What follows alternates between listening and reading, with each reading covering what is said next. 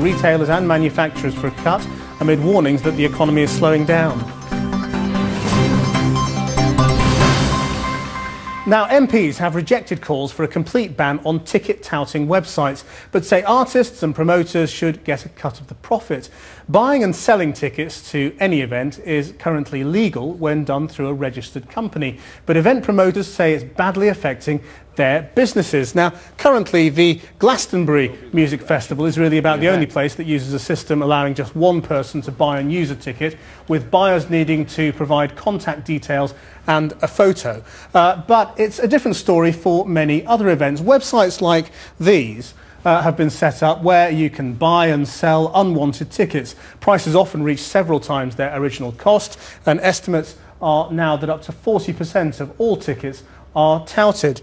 So let's take a look at what today's report says about secondary ticket sales. The Commons Culture Select Committee report recommends that websites should, first of all, stop the sale of tickets for charity events. Promoters should give the option of a ticket refund so that fans who genuinely couldn't attend were not forced to sell to a ticket tout.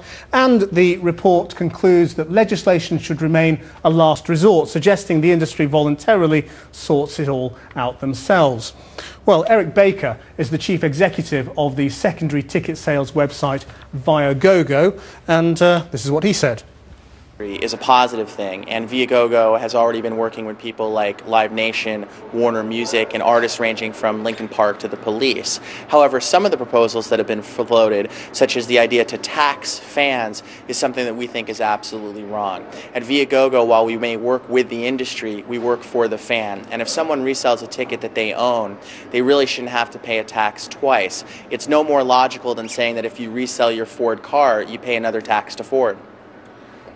Well, with me now is Jazz Summers, chairman of the Music Managers Forum and manager of the Verve and the Klaxons. Disappointed in what the MPs have had to say? No, absolutely not. I think what the MPs have actually said has totally endorsed our ideas completely. I mean, I haven't had a chance to read all of it because it only came out this morning.